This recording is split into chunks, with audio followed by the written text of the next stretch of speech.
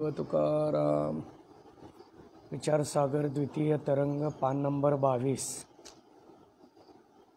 अथ विषय खंडन याचा विचार करत असताना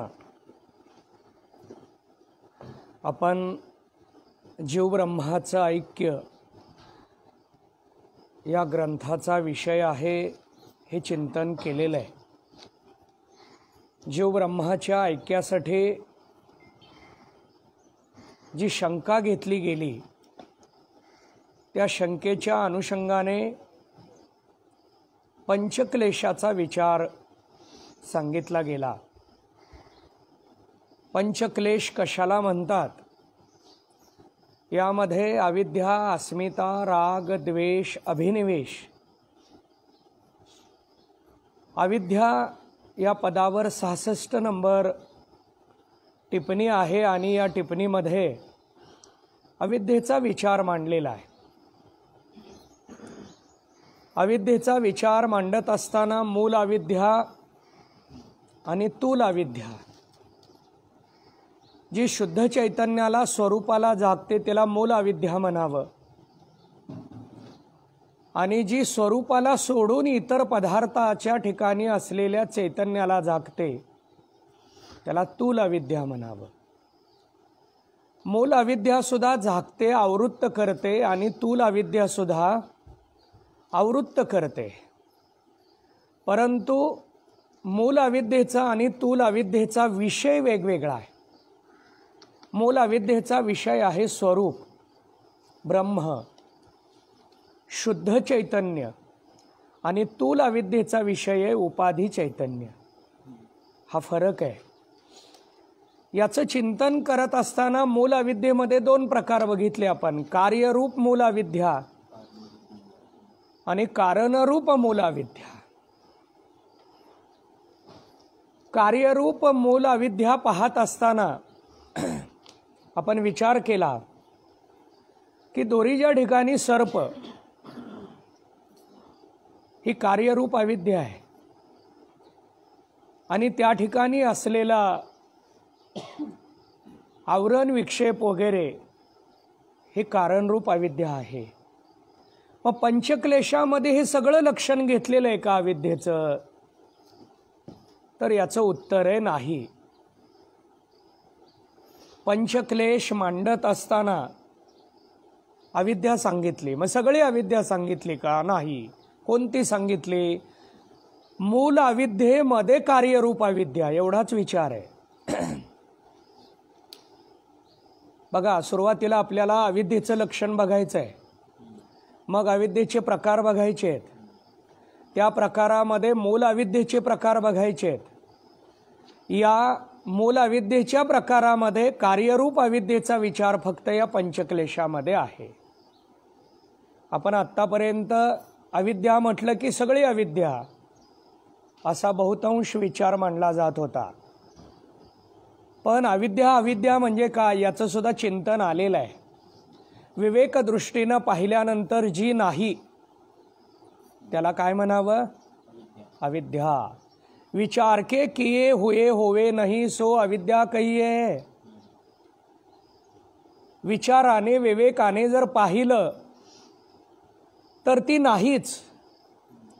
विवेक दृष्टीनं पाहिल्यानंतर जिला अस्तित्वच नाही तिला अविद्या म्हणतात। त्या अविद्येचे 2 प्रकार, मूल अविद्या आणि तूल अविद्या। तूल अविद्या म्हणजे पदार्थाच्या ठिकाणी असलेल्या चैतन्याच्या वर आवरण टाकते, त्याला आवृत्त करते। म्हणजे पदार्थाला सुद्धा आवृत्त करणारी तूल अविद्या नव्हे, पदार्थाच्या ठिकाणी असलेलं चैतन्य। तुम्ही म्हणाल पदार्थाच्या ठिकाणी चैतन्य असतं का? जर सर्व ठिकाणी आहे तर पदार्थाच्या ठिकाणी आहे का नाही? सर्व ठिकाणी आहे हा विचार आपण पाहतो तर पदार्थाच्या ठिकाणी। मग पदार्थाच्या ठिकाणी असलेलं जे चैतन्य त्याला जी झाकते त्याला तूल अविद्या म्हणायचं, आणि अधिष्ठानाला स्वरूपाला ब्रह्माला जी झाकते त्याला मूल अविद्या म्हणावं। मग या मूल अविद्येत दोन प्रकार, कार्यरूप मूल अविद्या आणि कारणरूप मूल अविद्या. मग कार्यरूप आणि कारणरूप काय फरक आहे? टिप्पणीमध्ये खाली आकडा 1 आणि 2 मध्ये त्याचं स्पष्टीकरण दिलेलं आहे, आपण पाहिलं. आता कार्यरूप मध्ये 4 प्रकार आहेत. कार्यरूप जी अविद्या आहे यामध्ये 4 प्रकार आहेत. त्यात आत्मबुद्धी, नित्यबुद्धी, सुखबुद्धी आणि शुचिबुद्धी. तुम्ही म्हणाल हे बुद्धीचे प्रकार आहेत का कार्यरूप अविद्येचे प्रकार आहेत? कार्यरूप अविद्येचे प्रकार आहेत, पण मांडत असताना बुद्धीच्या अनुषंगानं मांडले. मांडत असताना या पद्धतीनं मांडलेत. आणि या भूमिकेतून विचार करत असताना इथं आत्मबुद्धी कशाला म्हटलं? आता इथं मांडलेली आत्मबुद्धी आणि वेदांतानं मांडलेली आत्मबुद्धी याचा विचार करावा लागतो. आपण पाठीमागं चिंतन केलेलं आहे. अधिकारी खंडन. अधिकारी खंडन करत असताना अधिकारी खंडन जे मांडलं पाठीमागं यामध्ये मोक्षाचे 2 अंश मांडले, निवृत्ती आणि प्राप्ती. निवृत्ती सुद्धा बने नाही, प्राप्ती सुद्धा बने नाही. हे कुणाचं मत आहे? सांख्यकारांचं मत आहे. आता इथं विषय खंडन यायला लागलं. अधिकारी खंडन झालं, आता विषय खंडन. हे कुणाचं मत आहे? योगशास्त्राचं मत आहे. बरोबर आहे. योगशास्त्राचं मत आहे हे विषय खंडन, आणि अधिकारी खंडन सांख्याचं मत आहे. मग वेदांताचं काय हे बघावं लागतं. त्याप्रमाणे आत्मबुद्धी वेदांत काय सांगतो आणि आत्मबुद्धी इथं टिप्पणीत काय आहे? टिप्पणीमध्ये आत्मबुद्धी सांगितली आहे, पण कुणाची आहे? टिप्पणीमध्ये जी आत्मबुद्धी आहे आकडा 1 हे चार्वाकाचं मत आहे. कुणाचं मत आहे? चार्वाकाचं. का? चार्वाकाचंच का? तो देहाला आत्मा मानतो. त्याच्या दृष्टीनं भोजन ते भक्ती, मरण ते मुक्ती पाखांड्याची. मरण म्हणजे मुक्ती, भोजन म्हणजे भक्ती, आणि देह म्हणजे आत्मा. हे कुणाचं मत आहे? चार्वाक. चार्वाक कुणाला म्हणतात? जे डोळ्याला दिसतं ते सत्य, इतर सत्य नाही, हे ज्याचं मत आहे त्याला काय म्हणायचं? चार्वाक. ल्यावे खावे बरे असावे सदैव. हे कुणाचं मत आहे? चार्वाकाचं. खायला व्यवस्थित असावं, ल्यायला व्यवस्थित असावं, राहायला व्यवस्थित असावं, आहे तोपर्यंत मौज मजा करा. पुढचं कोण बघायला लागलं? पुढचा जन्म, त्याच्या पुढचा जन्म, मागचा जन्म, कोणाला कळतं? कोण बघायला लागलेलं आहे तोपर्यंत मौज मजा करा. हा विचार आहे काही जणांचा. हा विचार ज्यांचा आहे त्यांना काय म्हणतात इथं? चार्वाक. त्यांनाच दुसरा एक शब्द आहे देहात्मवादी. देहाला आत्मा मानणारा वर्ग देहात्मवादी. देहासाठी आम्ही काही पण करायला तयार आहे. म्हणून काही काही जण म्हणतात आत्मा मारायचा नसतो, जी इच्छा होईल ती खाऊन घ्यायचं असतं. ज्यावेळी इच्छा होईल, जी इच्छा होईल ते काय करावं? खाऊन घ्यावं. आत्मा मारायचा नसतो, कारण त्यांच्या दृष्टीनं आत्मा म्हणजे देह. चार्वाक आकडा 1 आत्मबुद्धी सांगितली. त्यांच्या दृष्टीनं अनात्मा देहादिक विषय आत्मबुद्धी आहे. अनात्मा वगैरे या सगळ्याला तो काय मानतो? आत्मा मानतो. आता पुढं नित्यबुद्धी. अनित्य आकाशादिक विषय नित्यबुद्धी. त्याची नित्यबुद्धी आहे, पण कुठं आहे? जे नित्य आहे त्याच्या ठिकाणी नित्यबुद्धी आहे का जे अनित्य आहे त्याच्या ठिकाणी नित्यबुद्धी आहे? अनित्य आहे त्याच्या ठिकाणी नित्यबुद्धी आहे. हे कुणाचं मत आहे? नैयायिकांचं मत आहे. हे मत कोणाचं आहे? नैयायिकांचं मत आहे. 6 शास्त्रामध्ये नैयायिक एक शास्त्र आहे आणि त्यामध्ये नित्यबुद्धी म्हणजे कोण? आकाश वगैरे नित्य मानणारा वर्ग. आता आपण आकाशाला नित्य मानतो का अनित्य मानतो? अनित्य मानतो. पण कधी? विचारसागर ऐकताना, विचार चंद्रोदय ऐकताना, प्रवचन ऐकताना. आणि हे संपल्यावर व्यवहारात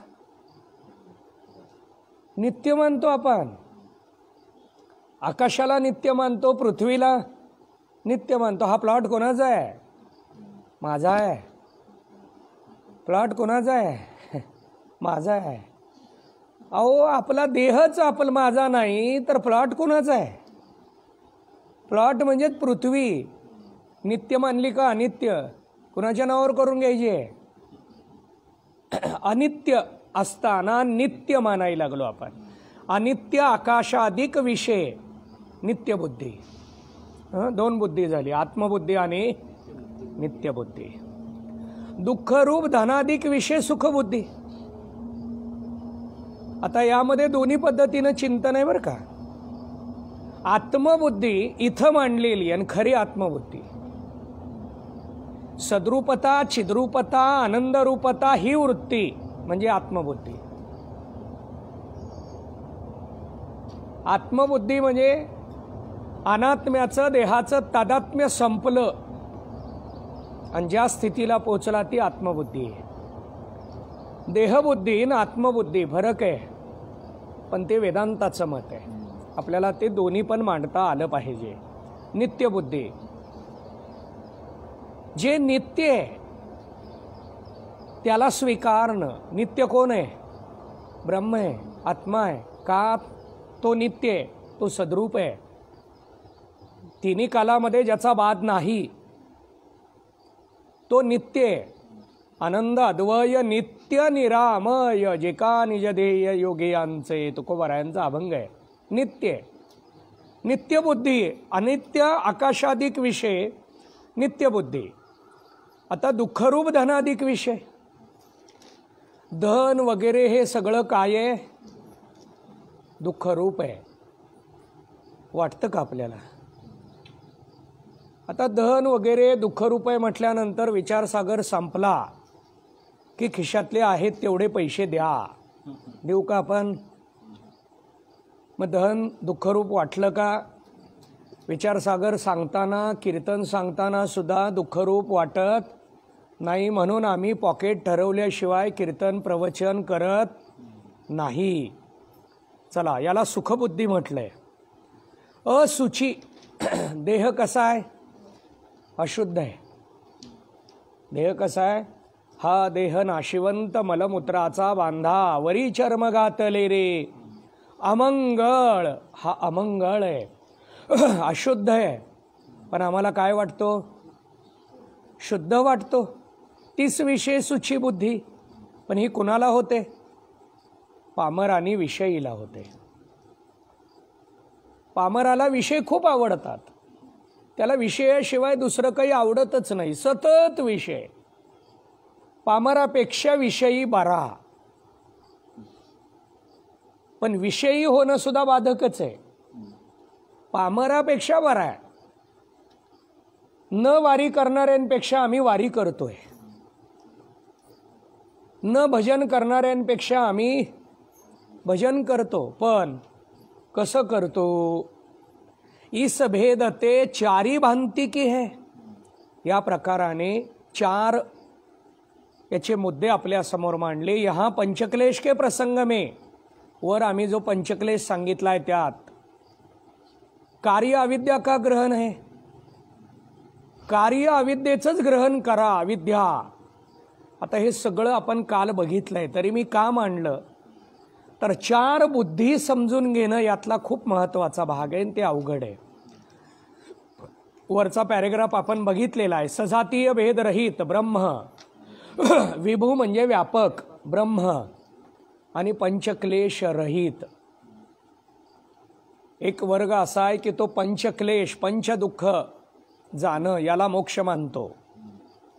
एक वर्ग, 3 दुःख म्हणजे त्रिविध ताप जाणं, याला मोक्ष मानतो. एक वर्ग असा आहे 21 दुःखाची निवृत्ती आणि वेदांत सर्व दुःखाची निवृत्ती. जीव विषय सर्व क्लेश है. जीवाच्या ठिकाणी काय आहेत? सर्व क्लेश म्हणजे दुःख आहे. जीव परिच्छिन्न है, जीव नाना है. आता परिच्छिन्न म्हणजे लहान, नाना म्हणजे अनेक. जितने शरीर है उतने जीव है. पृथ्वी तलावर जेवढे शरीर आहेत तेवढे जीव आहेत. म्हणजे जीव किती? असंख्य. जो सर्व शरीर विषय जीव एक होवे तो एक शरीर में सुख अथवा दुख होने ते सर्व शरीर विषय सुख और दुःख हुआ चाहिए. आता प्रत्येक शरीरातलं सुख दुःख वेगवेगळं आहे का एकच आहे? वेगवेगळं आहे. एखादी व्यक्ती रडायला लागली म्हणून दुसरा पण रडायला लागला का? तो रडायला लागला म्हणून मी रडायला लागलो. त्याला विचारलं तू का रडायला लागला? मला दुःख व्हायला. याला विचारलं तू का रडायला लागला? तो रडायला लागलाय, मला दुःख नाही व्हायला लागलं. म्हणजे एकाला दुःख झालं की सगळ्याला होतं का? सगळ्याला होत नाही. सगळ्याला त्या वेदना होत नाहीत. आणि म्हणून जीवाच्या ठिकाणी जर विचार केला तर शरीर बदललं की दुःख बदललं. आणि म्हणून सर्वांच्या ठिकाणी जे दुःख आहे हे दुःख वेगवेगळं आहे, त्याचं त्याच्या ठिकाणी आहे. आता जो वेदांती कहे, जर एखाद्या वेदांत्याने आपलं मत मांडलं, 40 नंबर पॅरेग्राफ, सुख से आदि लेके अंतःकरण के धर्म आहे. सुख या पदाच्या दृष्टीनं जर विचार केला तर हे काय आहे? अंतःकरणाचे धर्म आहेत. हे काय आहे? अंतःकरणाचे धर्म आहेत. काय अंतःकरणाचे धर्म काय आहेत? सुख आहे, अजून दुःख आहे, आणखी हे कुठं आलेलं आहे? विचार चंद्रोदयामध्ये 3ऱ्या कलेत 3 देहाचा विचार करत असताना सूक्ष्म देहाचं लक्षण बघितलेलं आहे. आणि त्या सूक्ष्म देहाचं लक्षण बघत असताना स्थूल देहाचे धर्म बघितले आणि मग सूक्ष्म देहाचे धर्म बघितले. आलं का लक्षात? मग या सूक्ष्म देहाचे धर्म सांगितले, त्यात कोणते कोणते? आता ते विचार चंद्रोदय बघावं लागणार आहे आणि मग सांगावं लागणार आहे. कर्तापणा, भोगतापणा हे कोणाचे धर्म आहेत? कर्तृत्व मी केलंय, मग मीच भोगणार. मी केलंय म्हटल्यानंतर मीच भोगणार. घर मी बांधलेलं आहे त्यामुळं घरावर सत्ता माझी. कर्तृत्व आलं की भोक्तृत्व आलं. कर्तृत्वाच्या भूमिकेतून भोक्तृत्व आहे. पण हा कोणाचा धर्म आहे? अंतःकरणाचा धर्म आहे. अंतःकरणाचा धर्म आहे आणि यामध्ये सुख दुःख आहेत. यामध्ये काय आहे? काय सांगितलं इथं? अंतःकरण के धर्म है, सुख से आदि लेके. आदि म्हणजे इत्यादी. आता आपल्याला पाठीमागं जाऊन बघावं लागणार आहे की आणखीन सूक्ष्म देहाचे म्हणजेच अंतःकरणाचे धर्म किती. सो अंतःकरण नाना है. हे अंतःकरण किती आहेत? अनेक आहेत. याते एकके सुखी दुखी होणे ते. एखादा सुखी झाला म्हणून सगळे सुखी, एखादा दुखी झाला म्हणून सगळे दुखी होत नाही. याच्या उलट आहे. एखादा दुखी झाला की काही जणाला सुख होतं आणि एखादा सुखी झाला काही जणाला दुःख होतं. याच्या उलट आहे. एकाला सुख झालं की सगळ्याला सुख असं नाही. एकाला दुःख झालं की सगळ्याला दुःख असं पण नाही. और साक्षी सुख दुःख ते रहित है. बघा आता इथं चिंतन काय आहे? अंतःकरणाचे धर्म सुख दुःख आहे. सुख होतं दुःख होतं ते कोणाला होतं? अंतःकरणाला. आता एक प्रमाण मांडतो. तुका म्हणे एका देहाचे अवयव. तुकाराम महाराज सांगतात एका देहाचे अवयव. सगळे अवयव कुणाचे आहेत? एका देहाचे आहेत. तुका म्हणे एका देहाचे अवयव. सुखदुःख भोग जीव पावे. सगळे सुखदुःख जीवाला होतात. मग आता सुखदुःख जीवाला होतात का अंतःकरणाला? सुखदुःख जे होतात ते जीवाला होतात का अंतःकरणाला? आता तसा विचार केला तर सुखदुःख जीवाला होतात, परंतु धर्म कुणाचा आहे म्हटलं तर तो अंतःकरणाचा आहे. सुखदुःख हा धर्म अंतःकरणाचा आहे. पण सुखदुःख कुणाला होतं? जीवाला. मग आत्म्याला काय? आत्मा सुखदुःख रहित आहे. सुखदुःख रहित कुठे आहे? साक्षी सुखदुःख ते रहित है. मग साक्षी म्हणजे कोण? आत्मा. साक्षी म्हणजे ब्रह्म. एक है, सुख दुख ते रहित है, एक है. और सर्व क्लेशन ते रहित है. सर्व क्लेश शब्द आला था इथं, पंचक्लेश आला नाही. वर काय मांडले? वर पंचक्लेश मांडले आणि इथं सर्व क्लेश मांडले. सर्व क्लेशन ते रहित है और ताकि ब्रह्म के साथ एकता बने है. आता वेदांत मतानुसार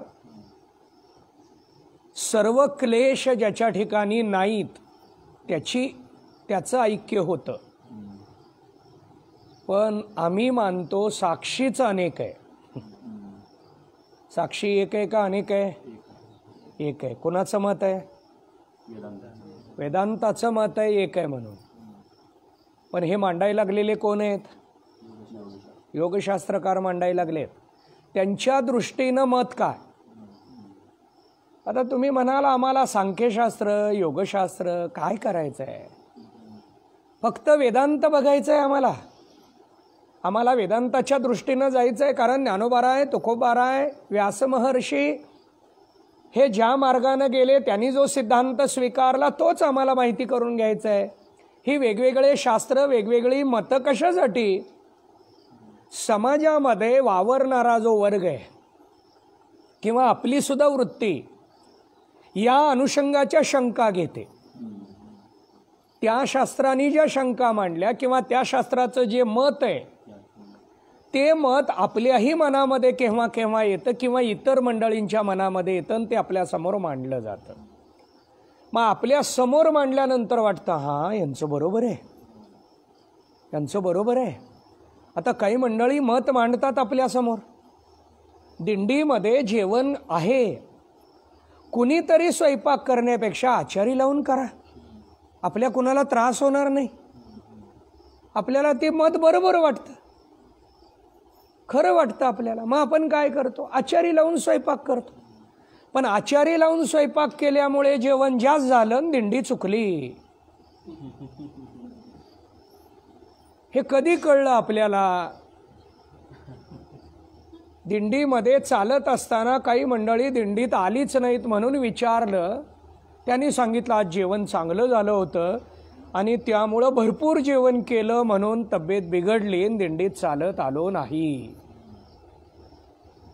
मत आपल्याला काही काही वेळेला खरं वाटतं आणि आपण त्या मताच्या पाठीमागं जाऊ नये म्हणून ते मत घेऊन वेदांताचं मत मांडण्याची पद्धत आहे.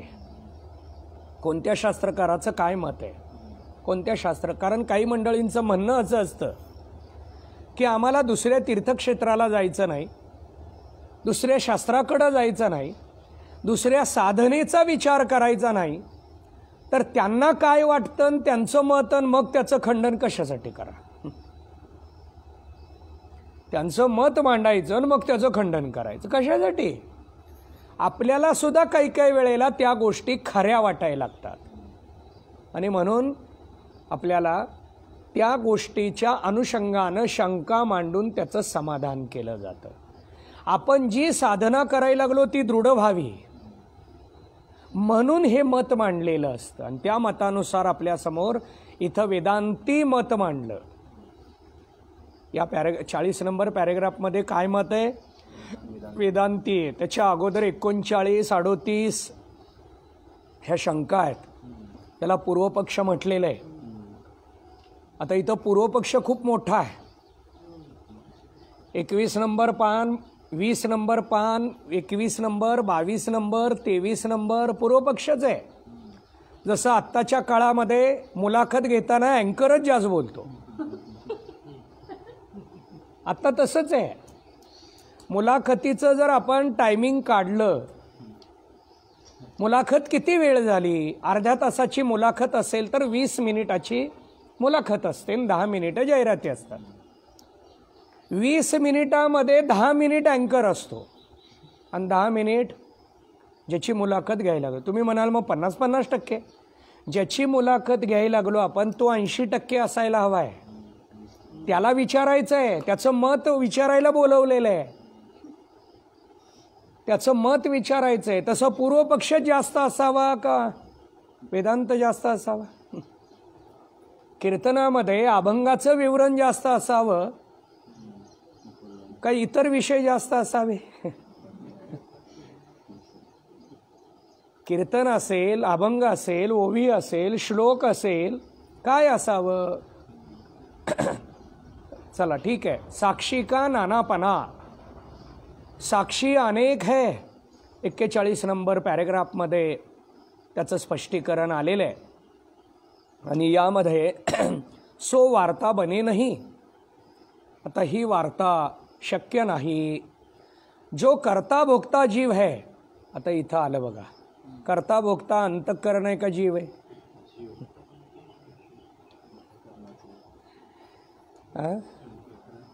कर्ता भोक्ता पणा अंतःकरणाचा धर्म आहे, पण कर्ता भोक्ता जीवच आहे. धर्म म्हटलं की अंतःकरण, आणि कर्तृत्व भोक्तृत्व पणाचा अहम जो घेतो तो जीव आहे. तो काय आहे? जीव आहे. तिसते भिन्न साक्षी. आता या जीवाहून भिन्न आहे, म्हणजे त्याच्याकडं कर्तृत्व पण नाही आणि भोक्तृत्व पण नाही. म्हणून निष्क्रियम ब्रह्ममुच्यते. तो निष्क्रिय आहे. निष्क्रिय म्हणजे आळशी नव्हे. आपल्याकडं व्यवहारात निष्क्रिय शब्दाचा अर्थ वेगळा आहे. व्यवहारामध्ये निष्क्रिय शब्दाचा अर्थ काय? हा काही कामाचा नाही, कुठंच उपयोगाला येत नाही, निष्क्रिय आहे. तसा ब्रह्म काहीच कामाचा नाही असा नाही, तो प्रकाशित करतोय. आपल्या सर्वांना ऊर्जा देणारा, प्रकाशित करणारा कोण आहे? तो आहे, पण निष्क्रिय आहे. मग क्रियावान कोण आहे? कोणती क्रिया? कर्तापणा, भोक्तापणा, जीव आहे. त्याच्याहून भिन्न साक्षी. वंद्यापुत्र के समान है. आता साक्षीच वंद्यापुत्र सांगितला याने. काय सांगितलंय? साक्षी कोण आहे? वंद्यापुत्र आहे. आता इथं वंद्यापुत्र सांगावा लागतो. वंद्यापुत्र म्हणजे वांझेचा पुत्र. वंद्यापुत्र म्हणजे वांझेचा पुत्र नाहीच, फक्त शब्दात आहे, कल्पना आहे. जसं काही काही मंडळी कल्पना करत बसतात, मला निवडणुकीचं तिकीट मिळालं आणि मी निवडून आलो. मग निवडून आल्यानंतर आनंदोत्सव कसा साजरा करावा याची सगळी विचारधारा डोक्यात चालू आहे. आणि त्या विचारधारेमध्ये आनंदोत्सवामध्ये यानं मोठमोठे डॉल्बी लावलेले आहेत. सगळे कार्यकर्ते नाचायला लागले. त्यांनी याला सुद्धा नाचवायला सुरुवात केली. हा नाचता नाचता पडला आणि जिथं कट्ट्यावर बसला तिथून खाली पडला. खाली पडला की जागा झाला. लक्षात आलं, जागा झाला म्हणजे झोपला नव्हता, विचार करत होता. आता याच्या विचारातलं हे सगळं काय आहे? वंद्यापुत्र समान आहे. जे नव्हतं त्याला काय म्हणायचं? वंद्यापुत्र. साक्षी वंद्यापुत्र समान है. जो साक्षी अंगीकार भी करो सो. जर एखाद्याने साक्षी अंगीकार केला तर एक बने नाही, तो एक नाही. वेदांतानं साक्षी एक म्हणलाय का अनेक? एक म्हणलाय.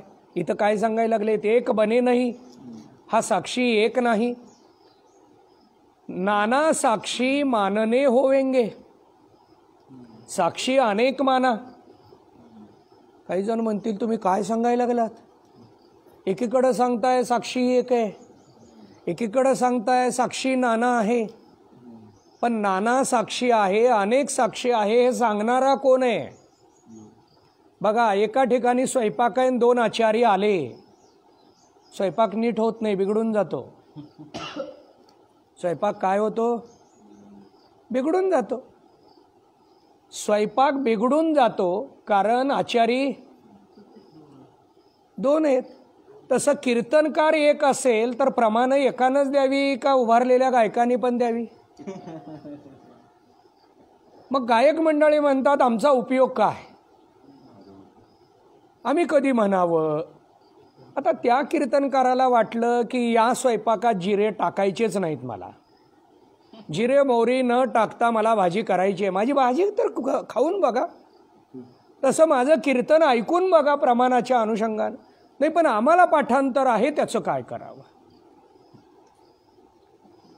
बऱ्याच वेळा बहुतांश मंडळी कीर्तनामध्ये प्रमाणाच्या माध्यमातून आपल्याला पाठांतर आहे, आपल्याला गायन येतं, ही कला सादर करण्यासाठी प्रमाण देण्याचा विचार करतात.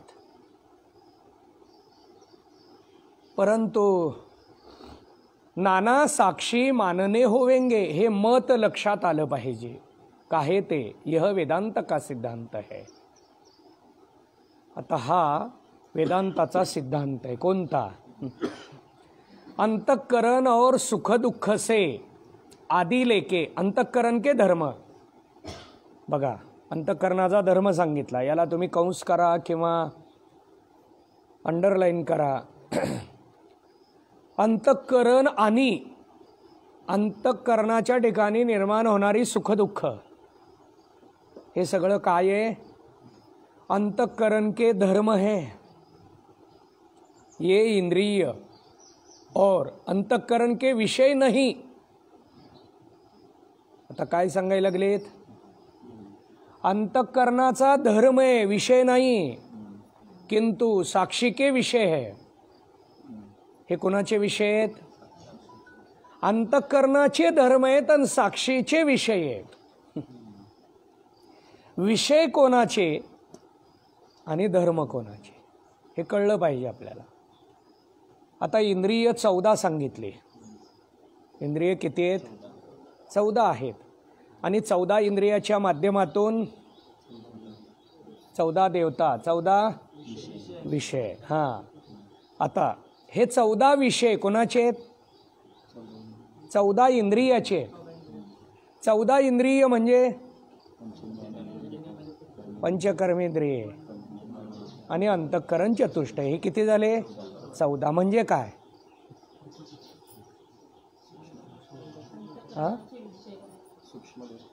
सूक्ष्मदेह. 14 म्हणजे काय? सूक्ष्मदेह. तुम्ही म्हणाल आम्ही 17 म्हणजे सूक्ष्मदेह ऐकलाय, पण त्या 17तलाच हा 14चा भाग आहे. आणि त्या दृष्टीनं विचार करत असताना सूक्ष्मदेहाचा धर्म आणि सूक्ष्मदेहाचा विषय असं इथं स्पष्टीकरण आहे. इथलं स्पष्टीकरण बघा. ये इंद्रिय और अंतःकरण के विषय नहीं, धर्म है, साक्षी के विषय है. हे अंतःकरणाचे धर्म आहेत, विषय नाही. मग विषय कोणाचे? साक्षीचे. काहे ते? इंद्रिय तो पंचीकृत भूतन को विषय करे है. इंद्रिय कोणाला विषय करतो? पंचीकृत. आता इथं 2 प्रकार, अपंचीकृत आणि पंचीकृत.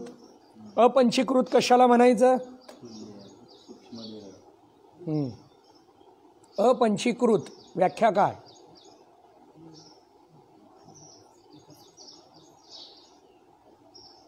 चला, ज्याचं मिश्रण नाही त्याला अपंचीकृत म्हणायचं, आणि ज्याचं मिश्रण झालं त्याला पंचीकृत. आता सूक्ष्म देह अपंचीकृत आहे, पण अपंचीकृत का? त्याचं मिश्रण नाही. पंचमहाभूताचं एकमेकात मिश्रण नाही, त्याला काय म्हणायचं? अपंचीकृत. आणि पंचीकृत म्हणजे मिश्रण झालं पंचमहाभूताचं. पंचीकरण, पंचीकरण म्हणजे काय? मिश्रण झालं. हां, आता इथं चिंतन काय आहे? पंचीकृत भूतनकू म्हणजे ज्याचं मिश्रण झालं असे पंचमहाभूतकू विषय करे हे कोण? इंद्रिय. इंद्रिय विषय करतात, पण कुणाला? पंचीकृताला. याते यामे इतना भेद है. आता यात एवढाच भेद आहे. आता हे काय सांगायला लागलेत? पंचीकृताला इंद्रिय विषय करतात, अपंचीकृताला नाही. मग अपंचीकृताला विषय कोण करतं? साक्षी करतो, असं यांचं मत आहे. तुम्ही म्हणाल हे कसं? आता त्यांनी काय मत मांडायचं ते त्यांचा विषय. कीर्तनाच्या सुरुवातीलाच मालकांस म्हणायचा, भैरवी म्हणायची का, हे गायकाचा विषय. म्हणू नये हे शास्त्र आहे, पण आम्हाला येतच नसेल तर काय करावं? मग कीर्तनाच्या सुरुवातीलाच भैरवी म्हणावी. भैरवी हा राग कीर्तनाच्या भजनाच्या शेवटी म्हणण्याचा राग आहे, पण आम्हाला येत नाही. मग काय करावं? जे येतंय ते म्हणावं. का? त्याला येतंय. त्याप्रमाणे इथं त्याचं हे मत आहे असा विचार या ठिकाणी मांडलेला आहे. आणि राहिलेलं चिंतन आपण उद्या करू. पुंडलिक वरदा हरी विठ्ठल, श्री ज्ञानदेव तुकाराम.